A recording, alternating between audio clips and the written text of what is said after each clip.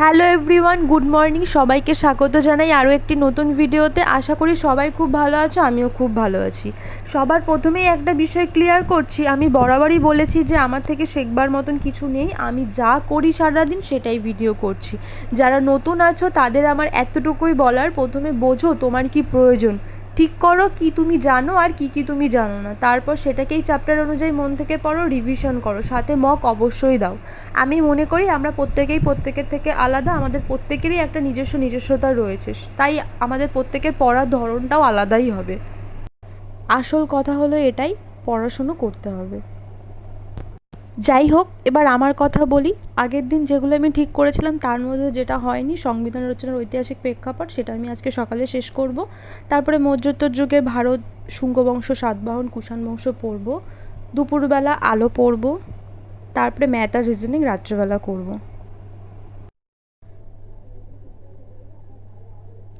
সংবিধান শুরু করেছি আমি এই বইটা থেকে।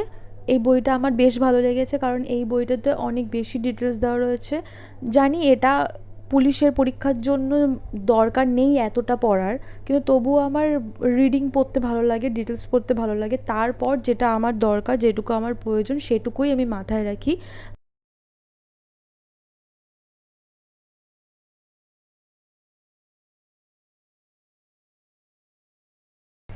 কমেন্ট বক্সে কিছু কিছু ভাই আমার কাছ থেকে এই জেরক্সটা চেয়েছে, আমার এই হিস্ট্রির জেরক্সটা চেয়েছে। তো আমি চেষ্টা করব এটাকে পিডিএফ করে দেওয়ার।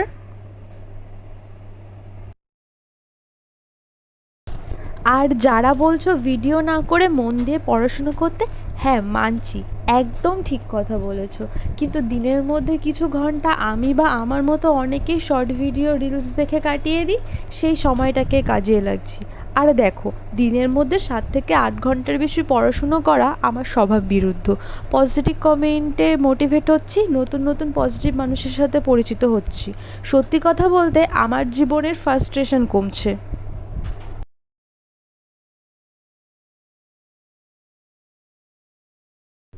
তারপর হঠাৎই মনে আসলো যে আজকে মানডে, আজকে আমার পড়া রয়েছে, পড়তে গেলে অনেক উপকার হয়। ওখানে গিয়ে আমি অন্যান্য স্টুডেন্টদের সাথে, যারা আরপিএফের জন্য খাটছে, যারা আরপিএফের এক্সাম দেবে, তাদের সাথে বসে আমি তাদের সাথে মক টেস্ট দিই। মোটামুটি একটা নাম্বার আসে, যেটা থেকে আমি একটু কনফিডেন্স পাই। তো পড়া থেকে বাড়ি আসার পর অন্যকে পড়িয়ে এখন একটু রেস্ট নিচ্ছি, এরপরে আবার বসবো। পড়তে গেলে অনেক কিছু জানা তো যায়, সাথে ওখানে যারা অন্যান্যরা রয়েছে তাদের সাথে মক টেস্ট দেওয়া যায়। আজকে আরপিএফের জন্য একটা মক টেস্ট দিয়েছি, 63 পয়েন্ট সামথিং পেয়েছি। এর আগেও যেদিন দিয়েছিলাম সেদিনও ওরকম 63 পেয়েছিলাম। তার আগে একবার যখন দিয়েছিলাম 71। প্রথম যেবার দিলাম সেবার 55 মতো পেয়েছিলাম। ভালো লাগে, মানে দিতে ভালো লাগে মক টেস্টগুলো। কিন্তু আরপিএফের দৌড় ছাড়াও, রান ছাড়াও আরও যেগুলো রয়েছে, হাই জাম্প, লং জাম্প, আমি ঠিক বলতে পারবো না হাই জাম্প লং জাম্প ছাড়া আর কিছু আছে কিনা।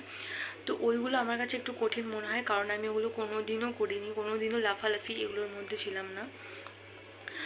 চেষ্টা করলে হয়তো হয়ে যাবে, অনেক খাটতে হবে তার জন্য। কিন্তু তবুও যেটা আমি, মানে আমি নিজেকে তো খুব ভালোভাবে চিনি, তো ওটা হবে কি না চেষ্টা করব, তো দেখা যাক কি হয়। তবে আমার জীবনে যেটাই প্রথম হবে সেটাকে আমি সাদরে গ্রহণ করব। আজকে তাহলে ব্লগটা এখানেই শেষ করছি। তোমরা সবাই খুব ভালো থাকো, সুস্থ থাকো এবং মন দিয়ে পড়াশোনা করো।